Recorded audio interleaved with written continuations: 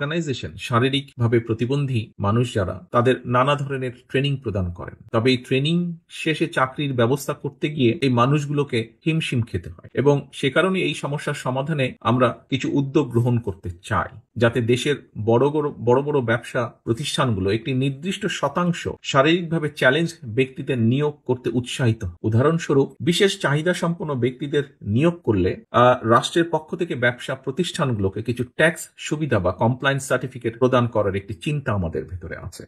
সুবর্ণ নাগরিক কার্ড নামে যে তথাকথিত একটা কার্ড রয়েছে, এটিকে গতিশীল করে আমরা এর আওতায় স্বাস্থ্য বীমা, শিক্ষা, বৃত্তি, পরিবহন ডিসকাউন্ট সহ অন্যান্য সামাজিক সুবিধা প্রদান করতে চাই। এরকম একটি চিন্তাও রয়েছে আমাদের মধ্যে। বিশেষ চাহিদা সম্পন্ন ব্যক্তিরা যাতে অর্থনৈতিকভাবে, যার যেই বিষয়টি আপনাদের অনেকের বক্তব্য থেকে তুলে নিয়ে এসেছেন আপনারা, এবং আমিও দৃঢ়ভাবে যেটি বিশ্বাস করি যে এই মানুষগুলো যাতে অর্থনৈতিকভাবে স্বাবলম্বী হতে পারেন, আমরা তার জন্য বাস্তবসম্মত ভোকেশনাল এবং টেকনিক্যাল ট্রেনিং এর ব্যবস্থার পরিকল্পনা আমরা রেখেছি আমাদের চিন্তা ভাবনার মধ্যে। বিশেষত আউটসোর্সিং, ডাটা প্রসেসিং, ফ্রিল্যান্সিং এর ক্ষেত্রে বিশেষ চাহিদা সম্পন্ন মেধাবী তরুণদের জন্য তরুণীদের জন্য সুনির্দিষ্ট কারিগরি এবং কাঠামোগত সুবিধা প্রদানের পাশাপাশি ট্যাক্স ওয়েভার এবং ওয়ার্ক স্টেশন সৃষ্টির সুযোগ কার্যকরভাবে আমাদের বিবেচনায় রয়েছে। অন্যান্য ক্ষেত্রেও উদ্যমী এবং সফল প্রতিবন্ধী ব্যক্তিদের জন্য সহজ শর্তে বিশেষ ঋণ সুবিধা প্রদান করে উদ্যোক্তা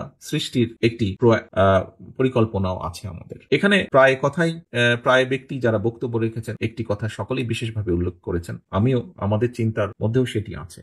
সেটি হচ্ছে গণপরিবহন। আমরা গণপরিবহন এবং বিভিন্ন সরকারি বেসরকারি স্থাপনাকে প্রতিবন্ধী ব্যক্তিদের জন্য উপযোগী করে গড়ে তোলার লক্ষ্যে একটি সমন্বিত পরিকল্পনা গ্রহণ করতে চাই। পাশাপাশি সরকারি চাকরিতে এই সকল মানুষেরাদের জন্য একটি নির্দিষ্ট অংশীদারিত্ব নিশ্চিত করার একটি পরিকল্পনাও আছে আমাদের ভেতরে। প্রিয় ভাই বোনেরা, প্রতিবন্ধী শিশুদের শিক্ষার বিষয়টি শিক্ষা মন্ত্রণালয়ের অধীনে আনার বিষয়টি বিবেচনা আমরা অবশ্যই করব, যার কথাটি এখানে যেই বিষয়টি এখানেও বোধহয় কয়েকজনের বক্তব্যে উঠে এসেছে। বিশেষ করে তাদের স্বাস্থ্য সেবা বিদ্যমান স্বাস্থ্য ব্যবস্থার মধ্যে অন্তর্ভুক্ত করার জন্য কাজ করতে আমরা চাই।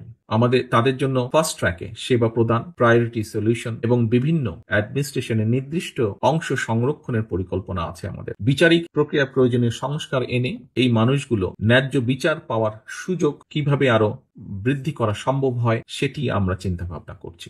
আমাদের দল জনগণের সমর্থনে সরকার গঠনে সক্ষম হলে জেলা পর্যায়ে বিশেষ করে বিশেষ চাহিদা সম্পন্ন শিক্ষার্থীদের জন্য বিশেষায়িত স্কুল প্রতিষ্ঠার পরিকল্পনা আছে আমাদের পরিকল্পনায়, যেখানে সাইন ল্যাঙ্গুয়েজ, ব্রেইল সহ ইনক্লুসিভ এডুকেশন আধুনিক পদ্ধতির অন্তর্ভুক্ত করার চেষ্টা থাকবে। পাশাপাশি কারিগরি ও পেশাগত শিক্ষার মাধ্যমে কর্মজীবনে প্রবেশের সুযোগ কিভাবে তৈরি করা যায়, এই মানুষগুলোর জন্য স্কলারশিপ ও প্রয়োজনীয় শিক্ষা উপকরণ সরবরাহ বিষয়টি আমাদের বিবেচনায় আছে। স্বাস্থ্য সেবার ক্ষেত্রে আমরা প্রতিটি জেলা সদর হাসপাতালে বিশেষায়িত স্বাস্থ্য সেবা ইউনিট স্থাপনের চেষ্টা করব, যেখানে শারীরিক থেরাপি, মানসিক স্বাস্থ্য সেবা এবং প্রয়োজনীয় চিকিৎসার আধুনিক সুবিধাগুলো থাকবে বলে আমরা প্রত্যাশা রাখি। আমরা প্রত্যন্ত অঞ্চলে বিশেষ চাহিদা সম্পন্ন জনগণের জন্য মোবাইল হেলথ ক্লিনিক চালুর একটি উদ্যোগ গ্রহণ করতে চাই। সহায়ক উপকরণ তৈরির জন্য যে বিষয়টিও এখানে উঠে এসেছে বক্তব্যে, উপকরণ তৈরির যে কারখানাগুলো সেগুলো দেশে স্থাপন করা এবং আমদানি ক্ষেত্রে যদি সম্ভব হয় অবশ্যই সেক্ষেত্রে কর মৌকুফের চিন্তাটিও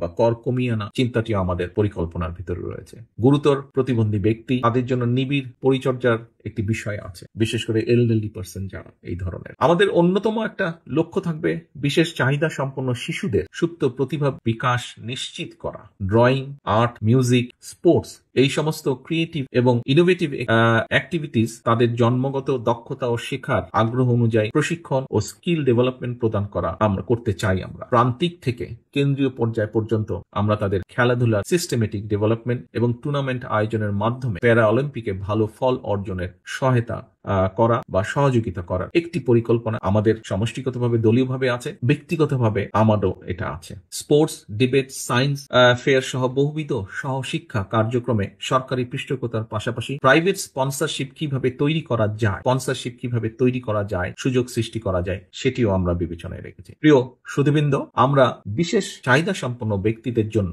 একটি মর্যাদাপূর্ণ, সক্ষম এবং সমৃদ্ধ সমাজ গড়ে তুলতে চাই। আমি ও আমার দল বিএনপি উপলব্ধি করি আমরা আপনাদের সমস্যা ও কষ্টগুলো বাস্তব এবং গভীর। আপনাদের মনে রাখতে হবে এই বাস্তবতায় আপনারা একা নন। আমরা সবসময় আপনাদের পাশে আছি, আপনাদের পাশে ছিলাম, ইনশাল্লাহ আপনাদের পাশে আমরা থাকব। কারণ আপনাদের প্রতিবন্ধকতা আমাদের সবার প্রতিবন্ধকতা। আমি ব্যক্তিগতভাবে বিশ্বাস করি, আমরা সকলে বিশ্বাস করি, আপনাদের পেছনে রেখে আমরা কখনো এগিয়ে যেতে পারবো না, আর এগোতেও আমরা চাই না। আমরা সবাই মিলে একসাথে যে গণতান্ত্রিক বাংলাদেশ গড়ে তুলব সেটি হবে সবার জন্য ফেয়ার, সবার জন্য ইনক্লুসিভ, সবার জন্য বসবাসযোগ্য এবং সবার জন্য উপভোগ্য যেন হয়। আসুন আমরা সবাই মিলে একটি গণতান্ত্রিক বাংলাদেশ গড়ে তুলি, যার ভিত্তি হবে বৈষম্যহীন, অন্তর্ভুক্তিমূলক এবং উদারতান্ত্রিক সমাজ নির্মাণ। আপনাদের কল্যাণ এবং সাফল্য আমাদের অগ্রাধিকার।